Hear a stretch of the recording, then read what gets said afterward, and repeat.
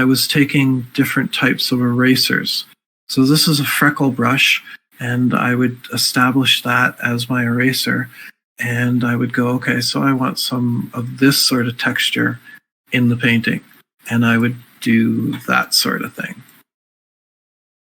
And you start getting these textures.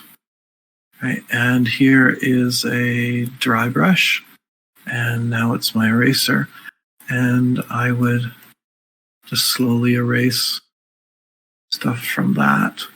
So if you can draw with these erasers, it just makes it so much easier when you go into when we're going to blow this up.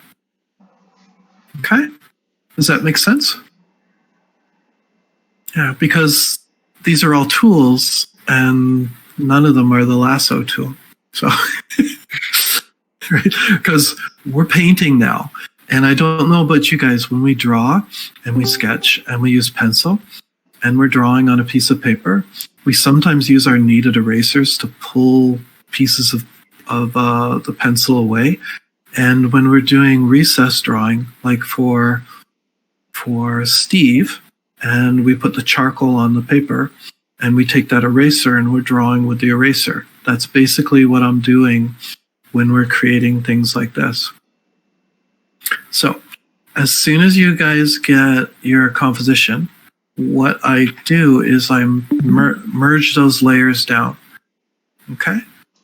And if I like this composition, like I will do like this page here, I will do 50 to 100 of these and I'll pick one out that I want to paint. You guys do your comps for the comics and you guys have your comic pages. So if you do them like this, you can create backgrounds in value. And then the cool thing is that if you do the drawing over top of it and all you wanted was the line work, you could just do the line work on top of this and then erase everything after. And you just have the line work left. Does that make sense? Yep. Yeah. So I'm going to now, okay, here's the fun part. Now that I have that drawing on that layer and it looks like this, I'm going to take the opacity of the opacity or opacity, I don't know how to say it, but I'm going to take it and I'm going to move it down to probably about 70% or 80% when it starts to feel right. And then I'm going to put another layer on top of that. And this is when I actually start doing the drawing. So I will take those shapes and I will go, okay, I'm going to take my pencil and I am going to get myself a layer. Yeah. How come my pencil? Oh, because I'm an eraser. There we go. I got my pencil back. And now I am going to, okay, I'm going to draw a rock here. And I'm going to put shadow on the rock. And this is when we do all that drawing side of it. And all that, the creation side. Okay? And you're doing that on another layer on top of this. So that if you ever just want to remove the value underneath, you're left with the drawing. But if you want to continue this and carry it on to a painting, it's your value study is already done.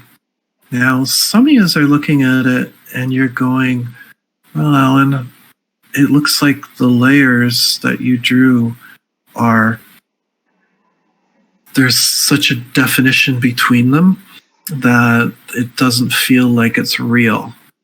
So the way we're going to solve that problem is very simple. We are going to take that brush in that grayscale, and if we grab this darker color here, and we turn the opacity down in our brush, we can start blending the background so that the values slowly work back and forth. Did that make sense what I said, or does that sound like gibberish? Okay, I'm trying to show you what I meant. See how I'm pulling the color from the background forward and blending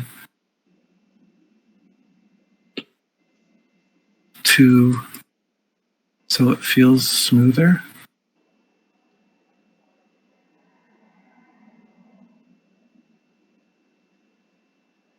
Everybody's quiet because they're working. Yeah, I think it takes a while to go from Photoshop to the Discord just to answer. That's why they take a little bit more time. But no. Yeah, I totally understand. I'm like, everybody, I can see everybody's face and everybody is so in deep thought. And they're all trying it. So yeah. Sure. Yeah. Don't worry about me. I've been doing this online thing, so I'm like, yeah, I get it. It's like no, it's helping a lot, Alan. Good. So now I've run into an error now. Could not use brush tool because the scratch disk is full. That means because I'm having the exact same issue right now. I've been trying to figure it out. It's because you're on Discord, so your RAM is being used up and your memory that you've given over to Photoshop is full. So what you need to do is make Photoshop have more of your memory. And I'm trying to remember how we make that happen. And I think it's edit. Here, what do you have? I have 16 gigabytes, so I should have more than enough. Yeah, but you haven't told Photoshop that it can use them all. I see. So preferences, I think it's somewhere around here, performance. And see how mine is set up that Photoshop is allowed to use 88% of my memory. Okay, I'll set it to 80 as well then. Yeah. Anything more, and I wouldn't be able to talk on Discord. Yeah. So if anybody else is having that problem, fixed.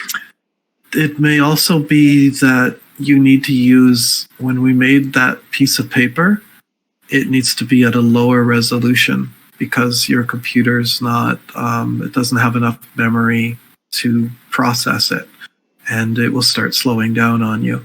So I would suggest going to a 300 DPI and maybe a 20 by 20, and it will run smoother for you. Okay. So in my painting, I have some funky light sources going on. Okay, that's bad. Why did I do that? Okay, so I have rock and landscape. Okay, and now after we do this little practice thing, I'll take a look at your work, and you guys, I can help you guys on the painting side of it, and I'll tell you how to achieve the results you want to achieve for what you want to do. Okay, and I think I showed you guys all these, but I'll show you a couple more that were done exactly the same way. So here's one of the paintings I did from pulling up the comps like that. And if you guys want, I'll show you how to get this sort of texture. Please do. And, okay, this is how you, okay. So if everybody's okay with me moving forward, I can start showing you guys exactly that. If you guys mind if I take like a minute to go grab some water?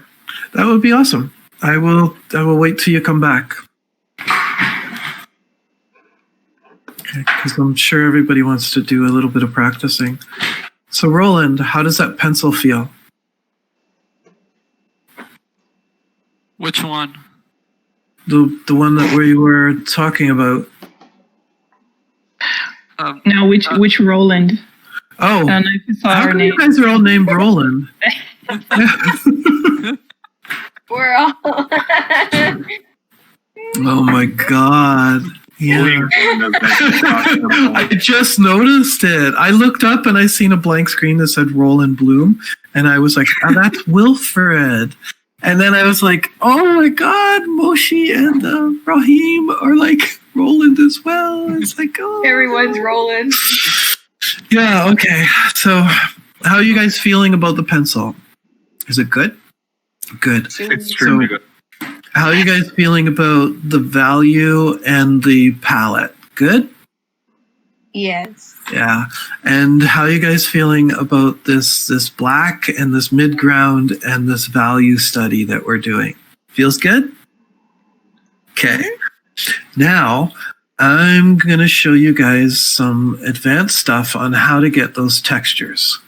Okay. And I'm going to show you a little bit of a drawing so that you guys can understand where I'm coming from. And I got to find it first. And I think I showed it to you guys on the Inktober, but it's a good example of the way I want you to start thinking about this painting and the painting process. And where is it?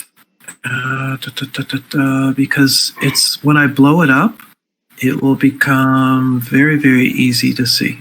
Here we go. Okay.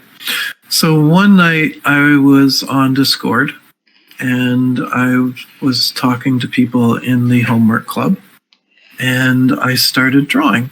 So I had the gray piece of paper and I started with this little shape over here and then I just continued to pull the shapes off and I just kept sketching and sketching from the center of this figure and then just started drawing and drawing. This drawing actually was just like a doodle and it just kept getting bigger and bigger until the end. Now, what I'm going to show you is how I use the lasso tool and how it is to achieve. You see these leaves and these branches? We're going to do that with the lasso tool. And it's the only way you can achieve those hard edges. So now we're going to take that and we're going to go back to a piece of paper and I'm going to deselect and I am going to grab our lasso tool and I'm going to draw with the lasso tool. Really, really funky. Okay. And you guys are going, what the hell is he doing? We're creating a texture. And this is what we're going to do. So I am going to do this, and then I am going to do it again.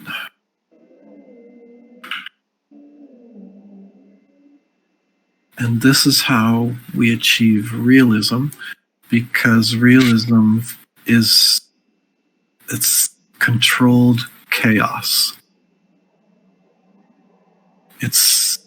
Realism is, I'm going to say something that sounds funny, but realism is the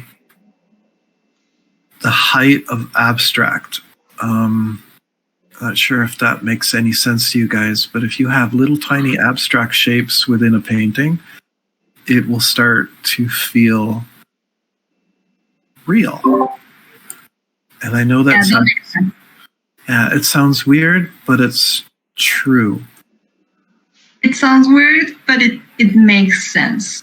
Yeah. So I forgot to do one thing, and I forgot to tell you guys that you need to do this on a layer. So I'm going to start again, and I'm going to do this on a layer because we need to be able to grab it and shrink it and stretch it. So if you guys want to practice and do this with me. We could just do layer via cut technically if we still have it selected, right? And that would just... Yeah, but because I got my page set up the way I got it, it's on that layer, and when I pull that off, it's going to be, it'll get funky. Okay. Yeah. Alan, I have a confession to make. Yeah? My Photoshop crashed about 5 minutes ago. Uh-oh. So I've been using a different program to follow along, but just for the record, everything that you're teaching right now, I've been able to apply to the program I'm using. Yeah, because do you know what we're doing? We're painting. It's not about the program. We're actually painting. It's like it blows your mind to think that people like Photoshop is like one of those programs that everybody uses like a photo manip program. And so many concept artists use this as like a photo manip program. But we're using it as a paint program, which means you can take this and open Clip Studio, or you can take this and you can open up Paint Tool Say and use the exact same techniques and get the same results. Yeah, I'm using Procreate on my iPad and it's working really well. Like I'm able to do everything that you've been saying so far. Just so yay. Yeah, it's like Alan. yeah.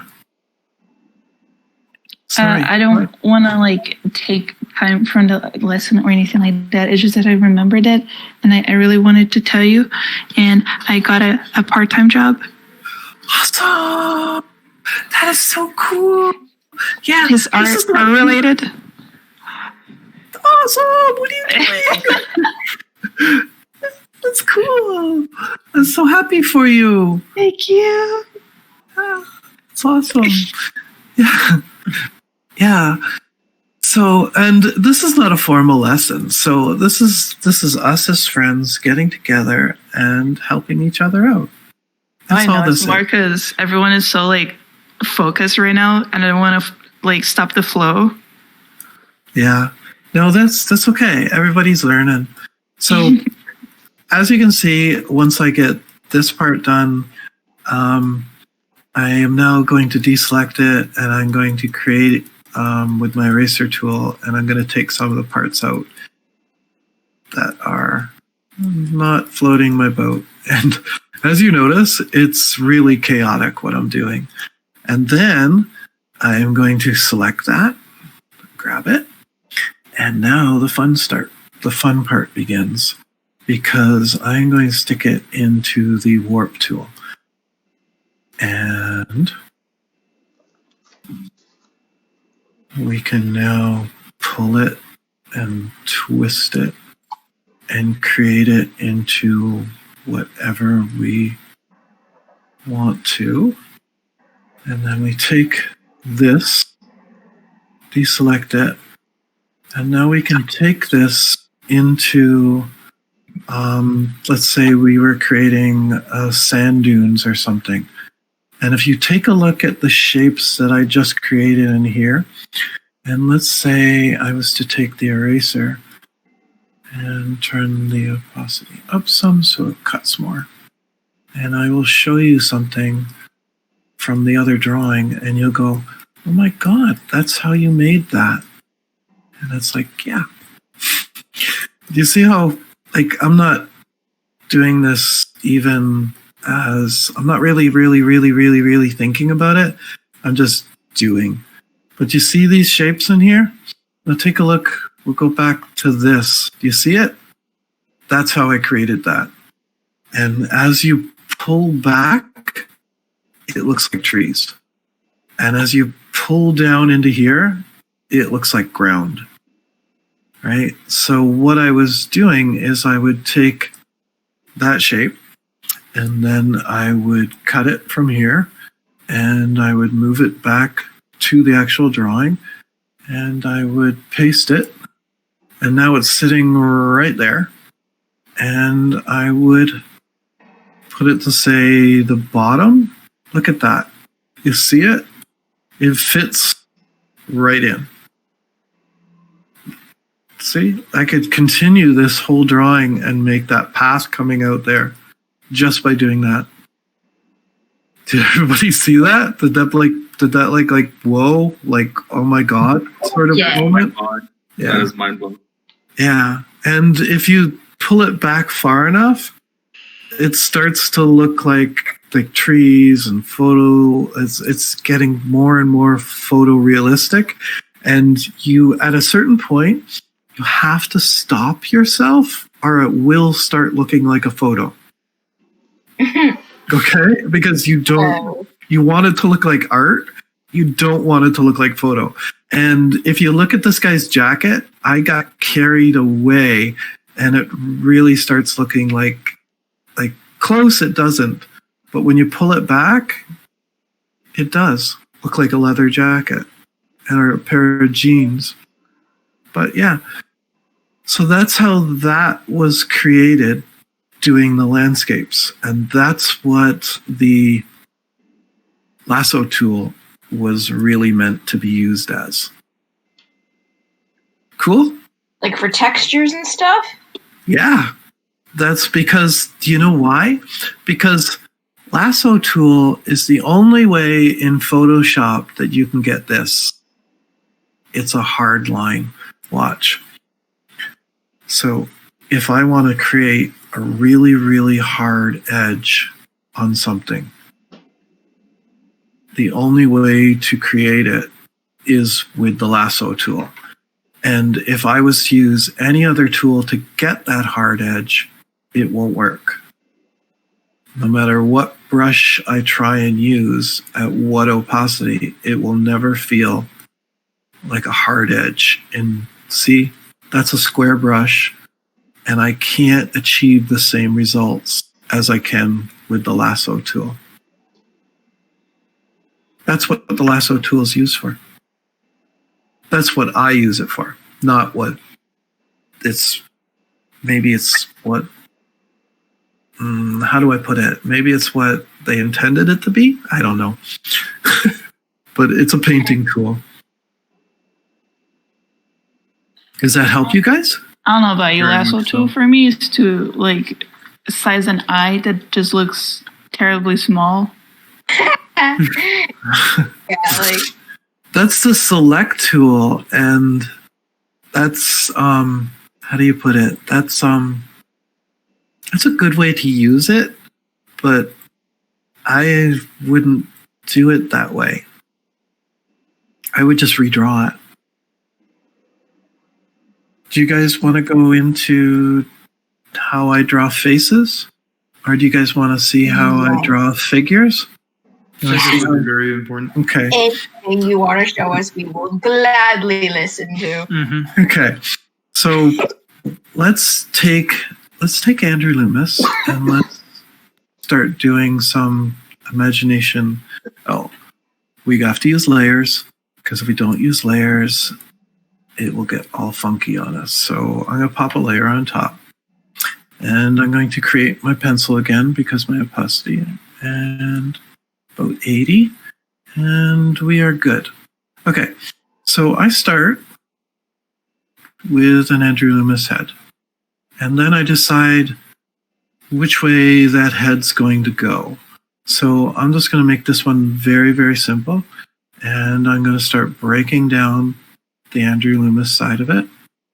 And I'm going to start with some of the shape language of a head.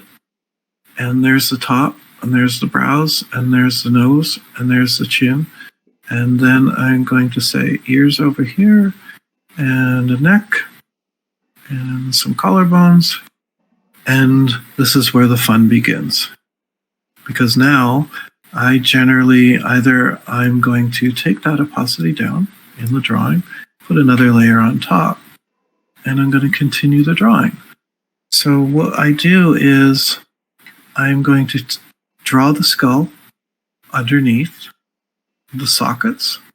I'm going to go, there's the shadow with the nose, and I'm going to divide this into 3, and I'm going to say there's the top of the mouth, and there's the ball of the chin, and I'm going to put the planes in. Okay? So now all of my planes are in my face. And I'm going to take that, and I'm going to bring the opacity down and put another layer on top. And I'm going to take my pencil, and now I'm going to start drawing. So I'm going to block in where my planes are, where my shadows, and we're going to make this very dramatic. And this one's looking like a male. And once I get this shape done, I can start adding features on top. And this is where you guys I'm going to merge these layers down. And this is where you guys can take this basic shape, this basic principle, and Steve and Ed both taught you how to do this. And then we're going to take the darker lines, and I'm going to start actually doing the drawing side of it onto this face. So if I start adding features, and let's say a funky little nose, and this guy is so self-righteous. He's judging everyone. And I'm going to give him that little bit of a smile. And then what we need is hair. And I don't know what hairstyle to give this person. But let's get something silly. Don't make sure you don't give him a toupee, though. Yeah. Yeah, like a Donald Trump sort of thing. Give him some funky hair. So as we do this, you can see that it starts to look just like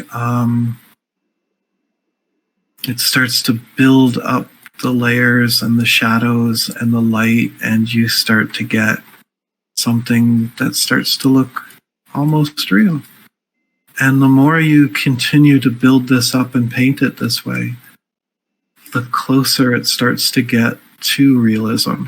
Because you can take these layers and keep building up on top of one another and keep building it and take it as far as you want to take it.